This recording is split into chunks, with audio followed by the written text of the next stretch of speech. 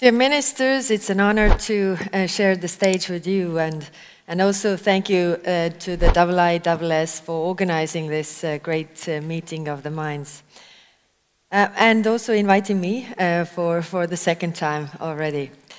So this year marks 80 years since the end of World War II, when autocratic powers tried to bend the global order to their will and lost.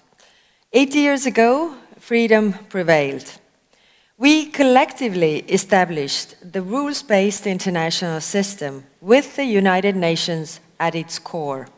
We developed legal principles to try crimes of atrocity. We established international law to protect territorial integrity. We signed the United Nations Charter. This is a treaty that binds every United Nations member by law. 80 years after the end of World War II, some actors are subverting its very foundation. It is the greatest challenge of our time. 3 points. First, Russia is waging an illegal war of aggression by invading a sovereign state.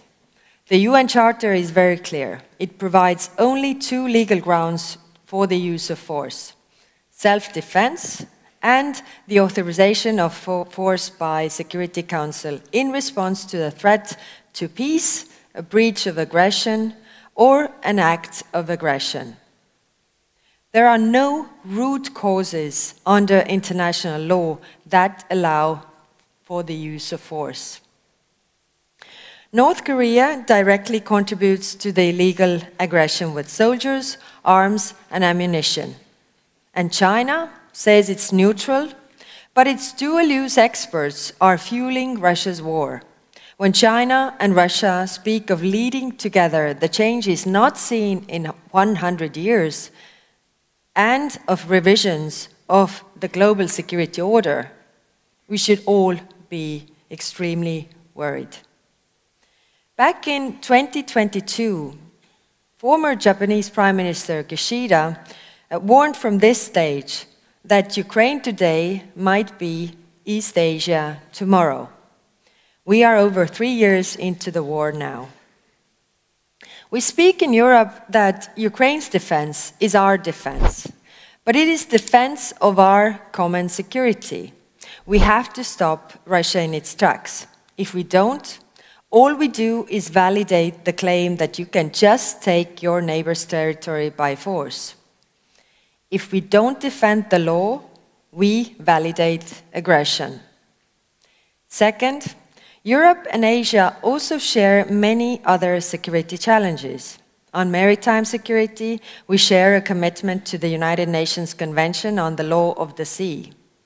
And the EU always speaks out when countries challenge this, including in the South China Sea. We also speak out when tensions escalate in the Taiwan Strait, and we oppose any unilateral attempt to change the status quo, including by force or coercion. And with threats to our critical underwater infrastructure, our security is literally interlinked. In 2023, a Chinese-flagged ship dragged its anchor for over 180 kilometers in the Baltic Sea, damaging gas pipeline and undersea cables. Reckless at best, sabotage at worst. This behavior should be under global scrutiny, as it is in the interest of us all. European and Asian partners should work together to protect our undersea cables, and we should be ready to review existing law to ensure it is fit for this area and can address these challenges. We should also collectively address the challenge of shadow fleets. The European Union has already imposed sanctions and is prepared to take further action in this regard. The European Union's own naval missions have already escorted hundreds of merchant vessels through the Red Sea and repelled Houthi attacks, as well as helped to reduce piracy in the Indian Ocean. When it comes to nuclear weapons, the Non-Proliferation Treaty has meant a safer world for us all. The EU sanctions those in breach of it, international nuclear norms, such as the DPRK, but also works for de-escalation wherever it is possible. Cyber, was mentioned many times here before, is another domain of unrestricted competition that also knows no borders. Recently, Chinese state-backed actors were behind a malicious cyber campaign against Czechia. These attacks are unacceptable. These are the examples of the European Union standing up for the international law because it protects us and everybody else.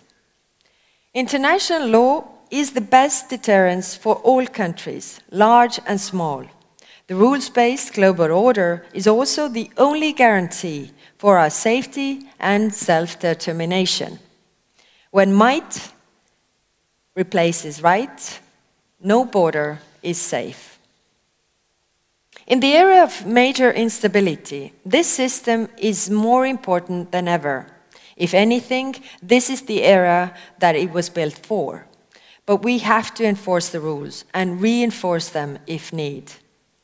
Third, those who breach international law are often the same as those who see international relations as a zero-sum game. It is not.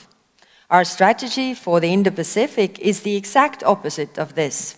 It is about building strong partnerships in our mutual interest. All of us are always better off when we work together. The EU offers reliable and credible partnerships. You can trade with us, innovate with us, and lead the green transition with us. We are the world's largest trading bloc, a top 3 investment partner to most countries in the region. And our power is not only economic. In the face of these geopolitical challenges, the European Union has shifted gear, reimagined our own paradigm as peace project backed up with hard defense. We are making up to 800 billion euro available for investments in defense. And we are fast becoming a global security partner too. We have agreed security and defense partnerships with Japan and the Republic of Korea, for example. We would like to deepen our security relations with India and Australia and many others as well. Europe has a long-term strategic commitment to this region. Esteemed guests, the World War that ended 80 years ago this year came at too high cost for humanity to throw away the achievements we have made.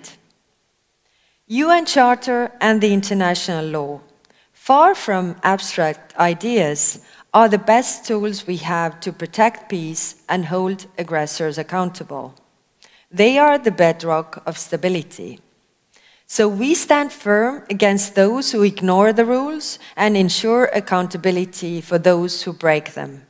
We throw our weight behind partnerships. If you reject unilateralism, bullying, and aggression, and instead choose cooperation, shared prosperity, and common security, the European Union will always be by your side. Thank you.